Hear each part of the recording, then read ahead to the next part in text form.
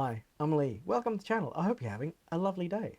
I'm a short, overweight, middle-aged white dude. I've got thinning brown hair, black glasses, I'm wearing a grey t-shirt, and I'm sitting in my office with three colored lights behind me. And in this video, we're going to have a look at a pretty cool watch app for Apple Watch and iPhone. Well, you sort of manage it a little bit on the iPhone, called Watchla, which gives you pretty much all the functionality and a few extra ones that the Tesla app gives you on your phone, but you have it on your watch, which is pretty handy. Now, you might think to yourself, well, technically, I've got all that stuff on my phone. What do I need it on my watch? Yeah, well, technically, you don't need socks, but wearing socks can sometimes make things more comfortable, and having these functions on your watch can sometimes make life more comfortable. So let's get into it.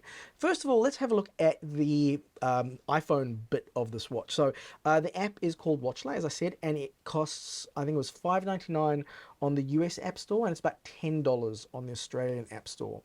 So if we go into this, the first thing you see is how the Watch app is laid out. You can change this layout. Now, you can actually go in and change quite a lot of settings on here. So I'm going to tap on the hamburger button, a little bit of nerdy fact. So that button in the top right hand corner is called a hamburger button because it's got two buns and the burger in the middle, the three lines. So first of all, you can pick what car you want to apply all these things to. So if you've got more than one Tesla, you can change which one it's applied to. You can customize the layout. So here you can see at the moment it's got climate, frunk, all that sort of stuff. So if I just tap and hold on one of them, it then gives me the option of, oh, well, I could change this to honk horn and confirm, and now it's the honk horn button. But I'm just going to change that back to open front because that's how I like it. Next one is SIri shortcuts. Now this is probably one of the most useful aspects of this entire app setup, because if I tap on that and we go into there, you can actually see here all of these different SIri commands that you can then add and use. So for example, flashlights, I can tap on add to SIri and it goes and adds a shortcut there.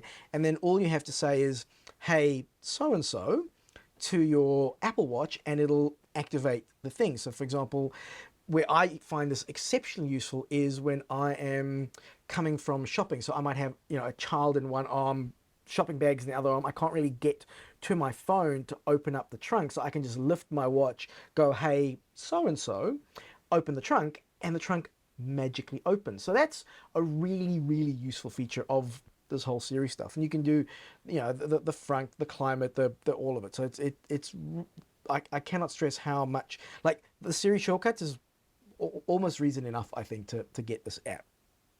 Next one down is don't ask to confirm most commands. And what this means is very often if I go, hey, so-and-so, open up the trunk, or if I tap on the button to say open up the trunk, it'll go, are you sure you want to open up the trunk, confirm. I think that's probably better to have with most things. So I leave that on, so I do want it to confirm, but again, you can turn it on or off if you like. Automatically turn on the climate when needed. So if turned on, Watchla will automatically turn on the climate whenever it needs to perform a command. So I leave that off because that just seems a bit odd that every time it needs to do something, it's going to turn on the climate control. Wake settings. Now this is if you don't want the Watchla app to wake up your car every time you access the app. And you might want to do this because otherwise if you're waking it up all the time, that is affecting your battery because it wakes up and the battery has to kick in and that kind of stuff. So I can see why you wouldn't want to do it. It doesn't really affect the battery life that much in my use case, so I leave that all set as is. If you tap on setup watch app, it'll take you through just the steps of, you may need to go into your watch app on your phone and install the watch app. It may not install automatically, and then you go and find it on your watch. So that's nice and easy. Bluetooth. Now this is quite cool. So you can actually set up your Apple Watch as a Bluetooth key for the car. So very similar, the same way your phone works. So when you walk up, the car will automatically unlock with your watch, not just with your phone.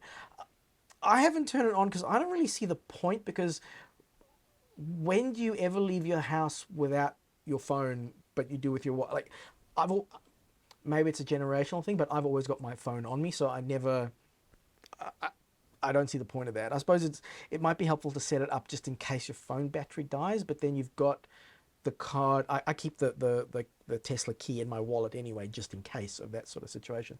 But I suppose having it set up with your watch as a backup to a backup might be. I'll have to have a think about that.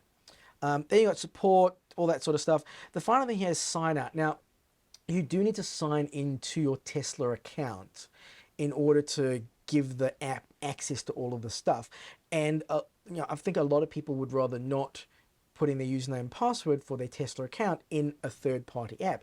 So what this app does is it does actually support a thing called Authla, and that allows you to create a token on the Tesla website. So you go into your Tesla account on the Tesla website, create a one-time like authentication token, and you can use that token to authenticate yourself with the app. So you're not actually giving them your username and your password. So you do have that option. So that's all the stuff in the on the phone. Let's actually go and look at the app on the actual watch.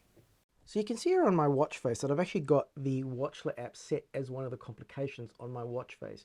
And the way that you do that is you tap and hold on the watch face. You then tap on the edit button. You then may need to scroll through your options until you've got the complications option. There's complications there at the top. And then you can tap on whichever complication you want to change. And then you can pick whatever complication you like. And then within the Watchla options, you've got these three at the top: range, battery rate. You can tap on more. You can see the whole bunch of other options to go through. But I just like having just the watch app itself. So just tapping on that complication will take me to the actual watch app. So if I just tap on that app, there we go. It's taken me into the app. And you can see that it's got the time, it's got your state of charge, and you'll notice that I am charging now, and you can see that because it's got a little lightning bolt in the charger. It shows the charge port is locked. And then quite simple stuff, you can tap on the climate control, and here it shows you what the climate inside and outside the vehicle is. You can turn it on, you can turn on the heated seats. Climate needs to be on for this to be on. You go, yep, turn climate on, and then you can even adjust the level of, yeah, I've said that, yes. You can adjust the level of how much heated seat you want, or the heated steering wheel. You can turn on your defrost. You can turn on camping mode. You can turn on dog mode. You can keep the overheat stuff turned on. And to get out of any of these, so to scroll through, and you can see that there's more options because you see the little dots down here at the bottom. And then to get back, just tap on climate.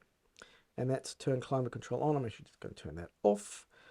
Yep, let's turn it off. There we go. Climate control off. Yes. And you can say don't ask me again, but I like having it ask me things. You can obviously open up the frunk. I'm not going to do that because I'd have to run outside and close it. You can open up the trunk. I'll go, are you sure you want to? And you can also set it to don't ask, so it'll just do it automatically. I think with the frunk and the trunk, I like to have it ask me just to be, sort of on the safe side. You can unlock and lock the car, and then you can also scroll down. And you can see here that you've got all commands, Siri shortcuts, and preferences. So if I tap on preferences, you can see there what car you're accessing. So if you had more than one Tesla, you could change those settings there. Again, you can ask not to confirm commands. You can automatically turn on climate control when needed. You can set wake settings so that this watch app won't actually wake up your vehicle, which again, you might not want it to wake up your vehicle that often. You can manage Bluetooth. So again, this is if you've set up your Bluetooth as a key. One little thing to note here with the Bluetooth option is here you do actually see where having the Bluetooth turned on the watch could be useful, because you see here it says that it'll use the Bluetooth when Wi-Fi is unavailable. So let's say, for example, you're out camping or something like that, and so the commands or the signals may not come through your phone to get to the car, but if you've got it just turned on for Bluetooth, it'll come directly via Bluetooth from your watch to the car. So I can see where having the Bluetooth function turned on here could be useful. You could start all that sort of stuff. You've got support and feedback. You can rate the thing. You can tweet about it. And what I like here is that it shows you all the versions, all the information. So you've got a lot of details and a lot of stuff here in preferences just for a watch app. If we go into Siri commands, you can see here that it refers you back to the app on the phone to set up the Siri commands, which is, the Siri commands was one of the things that I like the most about and what I think I get most use out of this app. And then in all commands, you can see here you've got a plethora of things. You can open doors, honk the horn, flash the lights, sentry mode. So if we go into sentry mode there, You can turn on Sentry mode or not. No, we don't want to turn it on. Remote start, vent, home link. So really, it is pretty robust and complete, I think, in terms of what's in there. But if there is something missing, you can actually request it. So yeah, I think it's a really, really good app, and considering that you've got all the stuff just on the watch, it's well worth looking at. So that's looking at like just in the demo thing, but let's actually look at the Watch app in action. Hey Siri, open the trunk.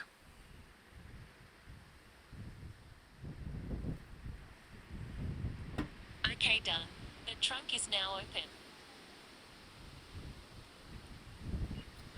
Hey Siri, close the trunk. Okay, done. The trunk is now closed.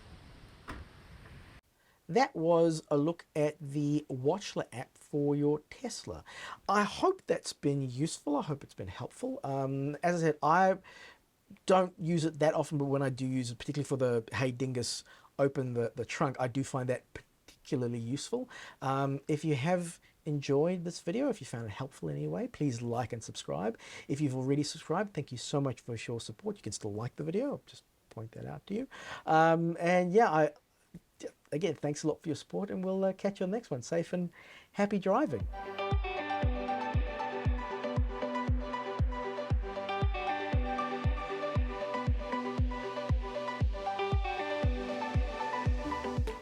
Cheesy smile.